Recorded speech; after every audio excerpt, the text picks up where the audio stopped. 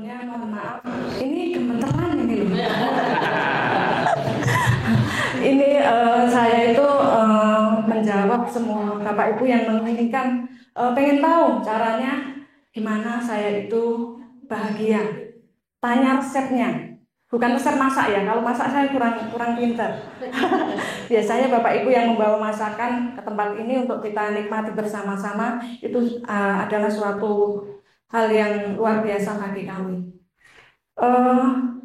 Bapak Ibu saudaraku yang terkasih semua, kalau dinasti Nusantara mempunyai yel-yel sugih bareng, happy bareng Nusantara Jaya, sebenarnya saya pribadi itu punya dan saya ingin membagikan kepada Bapak Ibu semuanya. Sebenarnya khusus untuk wanita, tapi beruntung Bapak Ibu yang hadir pada siang hari ini mendapat bagian rahasianya.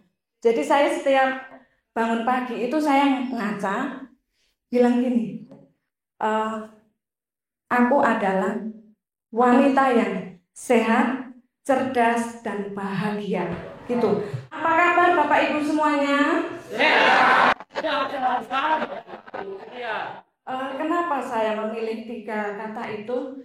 Saya berpikiran gini, kalau kita sehat, kita jalan-jalan kemana itu enak, kita makan enak, kita mau apa ya? Menyalurkan hobi kita enak. Beda kalau kita banyak uang tapi tidak sehat, itu rasanya mau kemana kita ya pengennya tidur, ke dokter, minum obat seperti itu ya. Jadi itu benar-benar saya praktekkan dalam kehidupan saya itu setiap bangun tidur saya ngaca, aku adalah wanita yang sehat, cerdas, dan bahagia. Sehat di sini artinya gini. Kita harus menjaga supaya kita itu sehat dengan cara tentunya pola makan kita jaga. Itu yang pertama. Yang kedua, kita olahraga yang cukup. Olahraga itu tidak perlu kita ke sanggar atau ke fitness atau kemana itu tidak perlu. Olahraga itu cukup jalan kaki 15 menit, 30 menit itu juga sudah sangat membakar kalori dan membuat tubuh kita sehat. Kemudian yang ketiga adalah istirahat yang cukup. Artinya kalau Bapak Ibu melihat Pak Niko itu tidurnya kurang, tentunya itu dinikmati sebagai tidur yang berkualitas. Dan waktu-waktu yang kita lewati bersama itu juga gitu. Terkadang di sela-selanya Pak Niko setelah ngobrol ke Bapak Ibu masuk itu kita berdua ya sesempatnya gitu ngomongin apa atau ada yang perlu disampaikan mendesak itu waktu-waktu kami itu seperti itu.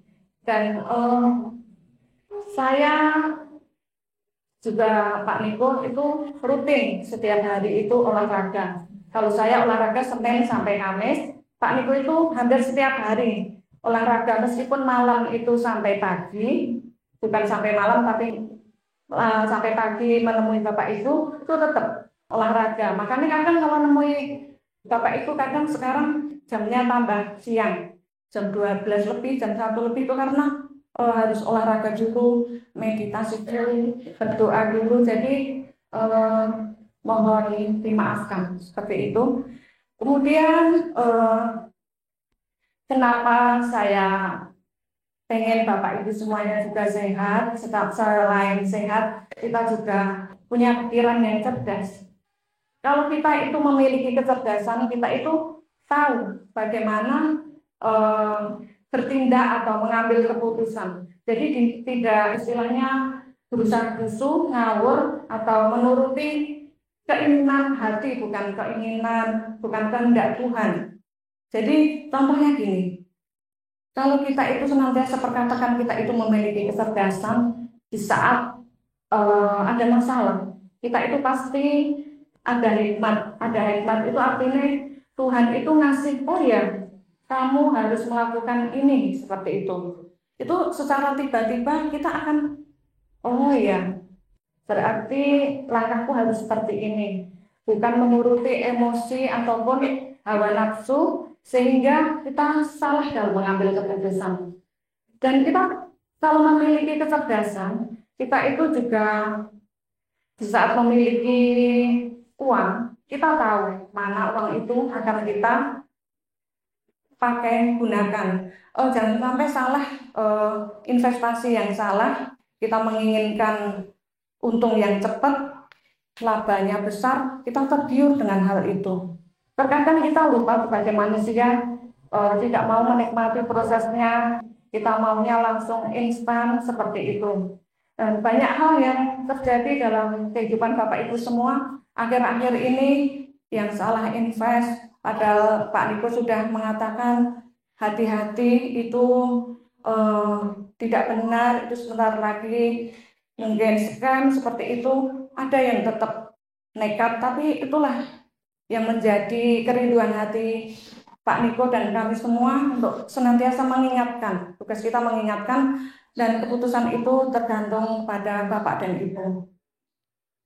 Kemudian kalau kita memiliki kecerdasan di saat maaf ya, mungkin ada suami-suami ataupun istri-istri yang mungkin ya, ini mungkin selingkuh.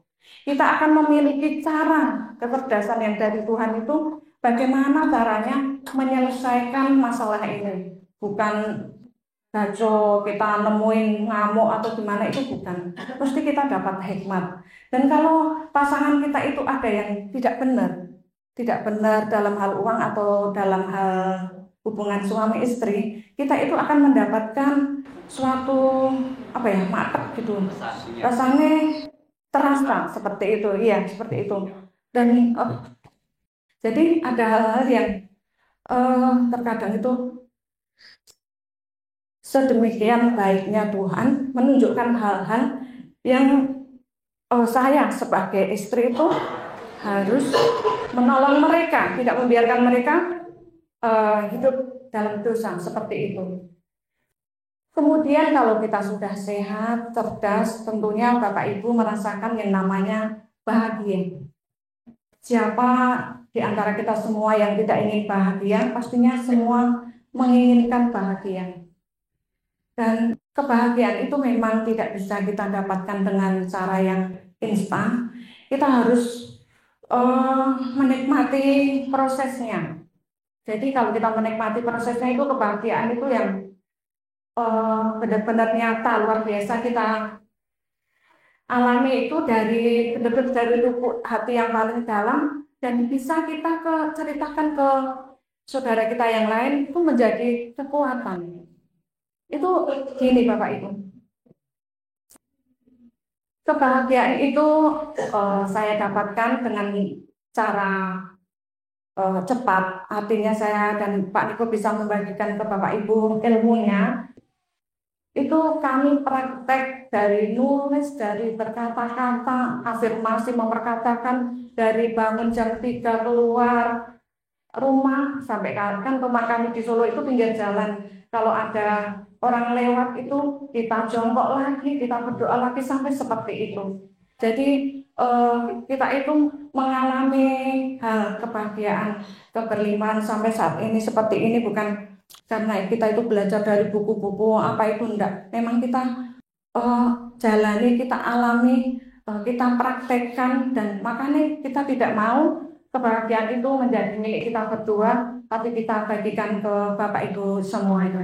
Itu bagaimana Pak Niko itu dulu kerjanya kayu jati itu dari Jawa Timur, Jawa Barat dan sebagainya. Itu gini, banyak meninggalkan keluarga, dan saya itu berdoa sama Tuhan, Tuhan saya itu pengen suami saya itu kerja di mana berangkat pagi, pulang sore atau siang, tidak perlu keluar kota. Itu saya perkatakan terus, terima kasih Tuhan, suamiku yang sudah bekerja di dalam kota gitu dulu, tidak perlu menginap, tidak perlu keluar kota, dan akhirnya itu Tuhan jawab. Waktu itu tiba-tiba bisnis kayu jati itu jatuh, uangnya banyak berhenti, akhirnya kita semua jadi satu di Solo itu. Dan sempat kami punya kantor masing-masing, tapi satu wilayah seperti itu. Kemudian yang saya mintanya sama Tuhan itu seperti itu. mengucap syukurnya seperti itu. Untuk suami yang bekerjanya nggak perlu nginap, nggak perlu luar kota, ternyata sekarang malah lebih Tuhan kasih. Bahkan setiap saat pagi, siang, sore, malam hampir itu kami selalu berbagi cerita, selalu saling istilahnya kalau ada ibu-ibu yang mungkin mempunyai masalah yang saya belum sampai tuntas menyelesaikan, kadang gimana ya Pak, ini gini seperti itu. Kadang juga suami juga seperti itu, tanya ini caranya gimana gitu. Jadi Bapak Ibu Saudara yang terkasih, kalau ada ibu-ibu yang mungkin pengen tanya, mungkin ada masalah lain yang berhubungan dengan yang saya ceritakan tadi, saya bisa tahu eh, rahasia, kita tahu pasangan kita itu selingkuh apa enggak. Itu ada rahasianya, enggak saya ceritakan di sini. Kuncinya kemenangan dari semua itu lutut saya yang terus sujud berseru pada Tuhan. Hanya kekuatan Tuhan saja yang memberikan saya kemenangan hingga melewati rumah tangga kami itu sudah hampir 30 tahun. Itu suatu kemurahan Tuhan yang mungkin ada banyak teman-teman saya yang sudah pisah, cerai, dan sebagainya. Tapi saya beruntung karena Tuhan selalu memberikan jalan keluar, Tuhan selalu memberikan kekuatan, bahkan Tuhan itu selalu membuka jalannya yang rasanya itu terlalu ajaib bagi saya itu. Jadi saya bisa cepat pulih, suami cepat pulih itu ada kiatnya Bapak Ibu. Caranya kita harus berdamai dengan masa lalu. Artinya gimana? Kalau kita membahas masalah yang sudah lalu dan itu membuat bertengkar, membuat suasana tidak enak, kita tidak perlu membahasnya. Ibu sudah ngajari caranya kita itu sudah mengampuni atau belum. Katanya kalau ada cir-cir gimana itu berarti belum. Kalau saya gini, kalau kita membahasnya di saat yang kita guyonan, banyak orang, banyak teman, itu rasanya sudah enak nyaman, ya itu tandanya. Kapan hari itu ada bapak-bapak yang konseling ke Pak Niko itu bilang istrinya itu cemburunya minta ampun sampai nama-nama di HP yang nama perempuan dihapus semua. Padahal itu nama penting ada yang hubungan dengan kerjaan seperti itulah, orang itu manggil saya. Apa ibu juga gitu? Nah, saya tuh buka HP aja sekarang nggak pernah istilahnya menghabiskan waktu, energi, tenaga, pikiran. Itu dulu, zaman dulu. Sekarang kami sudah pulih. Kalau malam itu ya HP jajar-jajar di meja semua, nggak ada yang buka-buka itu. Passwordnya semuanya tahu, nggak ada yang rahasia seperti itu. Kalau mungkin bapak-bapak ada yang ganti nama apa tukang ledeng apa?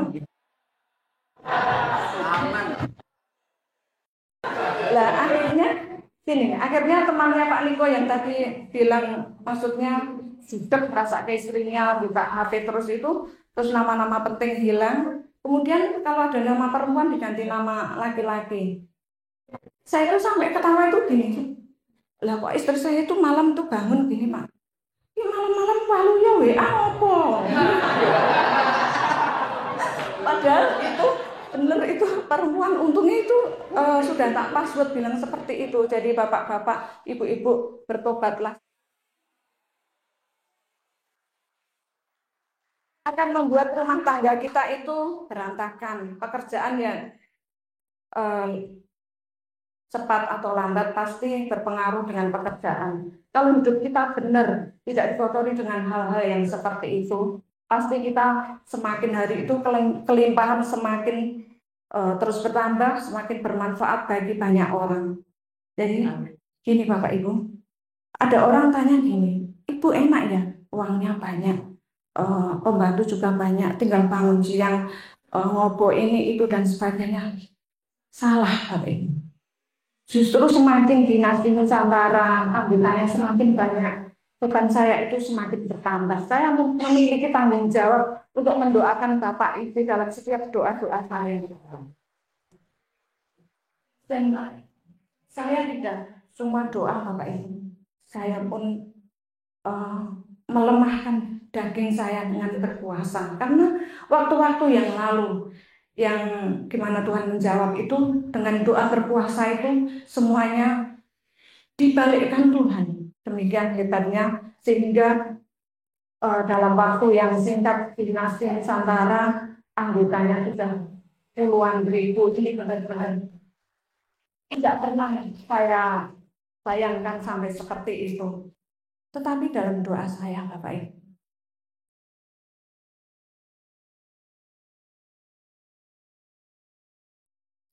saya nangis kalau Bapak Ibu sudah kelimpahan, tapi memanfaatkan orang lain, tidak bermanfaat bagi orang lain, tapi masih memanfaatkan orang lain, rebutan dengan cara yang tidak benar, istilahnya tidak membagi apa yang menjadi hak orang lain.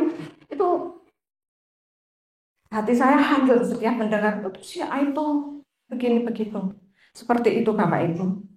Jadi rasanya sia-sia kalau Bapak Ibu ikut kelas, tidak mempraktekkan ilmu yang didapat. Padahal kita kan motonya berkelimpahan terus bermanfaat bagi banyak orang. Tidak harus banyak Bapak Ibu. Bermanfaat itu enggak harus materi yang banyak, itu enggak. Kita bisa memberi nasihat yang baik, bisa menjadi saksi sehingga orang tertarik dengan dinasti Nusantara itu juga sesuatu yang luar biasa. Jadi saya mohon Bapak Ibu, kalau Bapak Ibu benar-benar pengen dipulihkan rumah tangga, ekonomi, kehidupan masa depan, contohlah, lihatlah, di sini banyak yang benar-benar sungguh-sungguh mengaplikasikan setiap ilmu yang didapat setiap Jumat itu dalam kehidupannya, sehingga kadang orang mikir gini, oh iya, itu dari orang tuanya mungkin sudah membantu sehingga bisa tertolong, bisa kaya seperti itu dan sebagainya. Itu kita hilangkan dari hal-hal seperti itu. Yang penting kita itu berusaha berpikiran positif, berdamai dengan masa lalu, dan kita itu mencintai diri kita sendiri. Tadi saya katakan pertama, kita harus mencintai diri kita sendiri dengan cara menjaga kesehatan, menjaga pola makan. Ya kalau kita perlu skincare ya kita skincare, bapak-bapak perlu kasih uang untuk ibu-ibu biar tambah cantik, jangan malah dikasih tepung terigu nanti malah crispy Pak. Soalnya saya mendengar ada yang itu, ada yang beli krim aja suaminya marah katanya, takutnya nanti glowing malah ada laki-laki lain yang suka, seperti itu. Jadi mencintai diri sendiri, berdamai dengan masa lalu, dan apa Bapak Ibu? Kita harus tetap menjaga berpikiran positif. Jadi jangan sampai kita sudah dipulihkan, walaupun mungkin belum full ya, baru proses pemulihan kita masih punya pikiran negatif. Oh ya tak buka HP, oh ya karo kayak isi apa ya? Oh sama si A itu akhirnya gimana ya? Tidak seperti itu Bapak Ibu. Kita akan capek lelah dengan fisik kita yang seperti itu. Kalau kita masih punya pikiran yang negatif, kita tidak akan dipulihkan, malah merusak diri kita sendiri. Jadi zaman dulu waktu masalah saya berat istilahnya Pak Niko seperti itu, terus pekerjaan hancur itu, saya doa puasa itu maksudnya enggak menyiksa diri terus kelihatan kurus jelek gitu ya enggak. Saya ya berusaha happy, berusaha tersenyum, saya ya olahraga, menjaga kesehatan, malah sampai di mana-mana saya itu enggak pernah curhat sama orang. Zaman di Solo itu saya itu di Facebook dapat inbox gini, Mbak Pris katanya lu ya cerai sama Pak Niko ya. Loh, dari mana? Itu di gereja sana, si A sana itu sudah menyebar loh. Hah? Saya itu aman, baik-baik saja kok Isa seperti itu. Padahal saya itu terus terang nggak pernah cerita, nggak gampang cerita ke orang lain. Masalah apalagi masalah rumah tangga itu, orang tua, mertua, kakak, adik semuanya nggak ada yang tahu. Malah belum lama ini ketika anak hamil, kumpul itu saya pernah cerita, ini mama papa sempat mau pisahan loh, kaget anak saya. Kan nggak pernah tahu, nggak pernah lihat kami bertengkar, semuanya baik-baik saja. Jadi kami bisa menempatkan diri kita masing-masing dalam menyelesaikan masalah.